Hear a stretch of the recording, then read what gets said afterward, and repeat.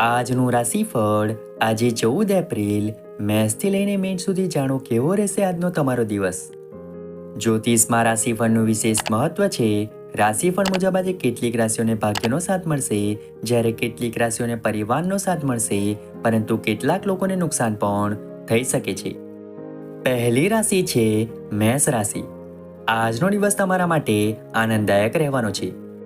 તમારે તમારી આસપાસ રહેતા લોકોમાં વિશ્વાસ જાળવી રાખવાની જરૂર છે. તમારા જરૂરી કામોની યાદી બનાવો, તો તમે તેને સમયસર પૂર્ણ કરી શકશો. તમારે કોઈને પૈસા ઉધાર ન આપવા જોઈએ. જો તમે તમારા કરિયરને લઈને કોઈ મહત્વપૂર્ણ નિર્ણય લો છો, તો પરિવારના વડીલોની સલાહ ચોક્કસ લો. તમે તમારા બાળકની કંપનીને લઈને થોડા ચિંતિત રહેશો. તમે તમારા પોતાના કરતાં બીજાના કામમાં વધુ રસ લેશો. તમારા કામને પછીથી પૂર્ણ કરવામાં તમને સમસ્યાનો સામનો કરવો પડશે. આવનારી બીજી રાશિ છે વૃષભ રાશિ.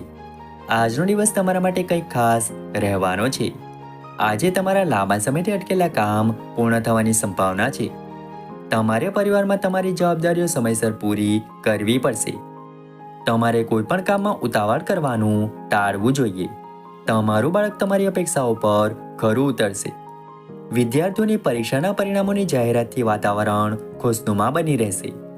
પરિવારના કોઈ સભ્યની નિવૃત્તિને કારણે તમે સરપ્રાઇઝ પાર્ટીનું આયોજન કરી શકો છો.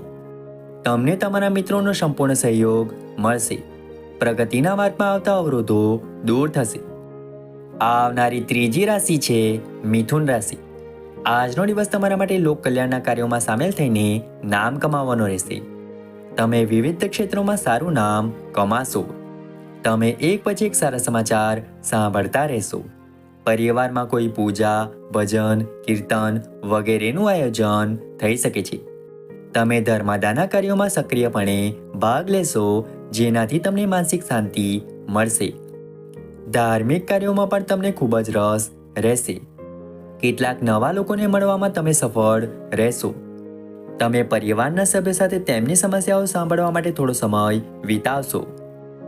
આવનારી ચોથી રાશિ છે કર્ક રાશિ. આજનો દિવસ તમારા માટે વ્યસ્ત રહેશે. તમને અણધાર્યા લાભ મળવાની સંભાવના છે. જો તમે કોઈને પૈસા ઉધાર આપ્યા છે, તો તમને તે પૈસા પાછા મળી શકે છે. તમે પરિવારના સભ્યો સાથે કોઈ ધાર્મિક કાર્યક્રમમાં ભાગ લઈ શકો છો. જો કાર્યસ્થળ પર કોઈ વિવાદાસ્પદ સ્થિતિ ઊભી થાય, તો તમારે તમારી વાતને લોકોની સામે અવશ્ય રજૂ કરવી જોઈએ. મિલકત ખરીદતી વખતે તમારે તેના જંગમ અને સ્થાવર પાસાઓને સ્વતંત્ર રીતે તપાસવા પડશે. તમારા ઘરે મહેમાનના આગમનથી વાતાવરણ ખુશનુમા રહેશે. આવનારી પાંચમી રાશિ છે સિંહ રાશિ. નાણાકીય દ્રષ્ટિએ આજનો દિવસ તમારા માટે સારો રહેવાનો છે.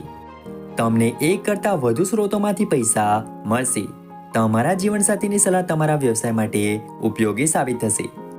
તમને થોડી મૂંઝવણ હશે, તેનાથી બચવા માટે વરિષ્ઠ સભ્યો સાથે વાત કરવી જોઈએ. ચાલુ સ્વાસ્થ્ય સમસ્યાઓને વધતી અટકાવવા માટે તમારે તમારી દિનચર્યામાં યોગ અને કસરત જાળવી રાખવી જોઈએ. તમારી આવક વધવાની સાથે તમે તમારા ખર્ચમાં પણ વધારો કરી શકો છો. તમારા કેટલાક મહત્વપૂર્ણ કામ અટકી શકે છે, તેના માટે તમારે આળસ છોડીને આગળ વધવું પડશે. આવનારી છઠ્ઠી રાશિ છે કન્યા રાશિ. આજનો દિવસ તમારા માટે તમારા વ્યવસાય પર સંપૂર્ણ ધ્યાન રાખવાનો રહેશે. તમારે તમારા વિરોધીઓની ચાલ સમજવી પડશે. નોકરીમાં કામ કરતા લોકો સારું પ્રદર્શન કરશે, જેને કારણે અધિકારીઓ તેમને પ્રમોશન આપી શકે છે. તમે કોઈ બાબતને લઈને માનસિક તણાવમાં રહેશો. તમારા ઘરેલું જીવનમાં ચાલી રહેલી સમસ્યાઓ તમને પરેશાન કરશે. વિદ્યાર્થીઓએ અભ્યાસમાં સંપૂર્ણ ધ્યાન આપવું પડશે. જો તેઓ તેમનું ધ્યાન કેન્દ્રિત કરશે નહીં, તો તેનાથી તેમને થોડું નુકસાન થઈ શકે છે. વેપારમાં કેટલીક ટેકનિકલ સમસ્યા આવી શકે છે. આવનારી સાતમી રાશિ છે તુલા રાશિ. આજનો દિવસ તમારા માટે આનંદદાયક રહેવાનો છે. તમે વ્યવસાયમાં તમારા સાધનોનો સમાવેશ કરી શકો છો, જે તમારી આવકમાં વધારો કરશે અને તમને પારિવારિક જીવનમાં ચાલી રહેલી સમસ્યાઓમાંથી રાહત આપશે. તમને સામાજિક કાર્યક્રમોમાં સામેલ થવાની તક મળશે. તમારી બુદ્ધિ અને સમજદારીથી તમે ઘણું હાંસલ કરી શકશો.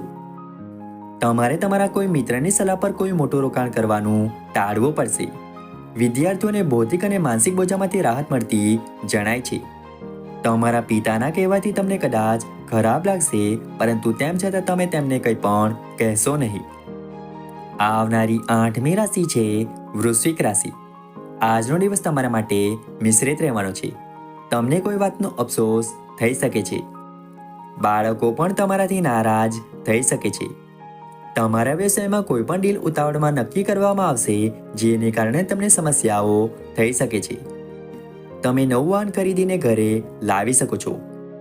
વરિષ્ઠ સભ્યો શું કહે છે તે તમારે સાંભળવું અને સમજવું પડશે. તમારે ઈર્ષ્યાળુ અને ઝઘડાખોર લોકોથી દૂર રહેવું જોઈએ. કોઈ પણ કાયદાકીય મામલામાં તમારે તમારી આંખ અને કાન ખુલ્લા રાખવા જોઈએ, નહીં તો તમારી સાથે છેતરપિંડી થઈ શકે છે. આજે તમારી સંપત્તિમાં વધારો થશે. આવનારી 9મી રાશિ છે ધન રાશિ.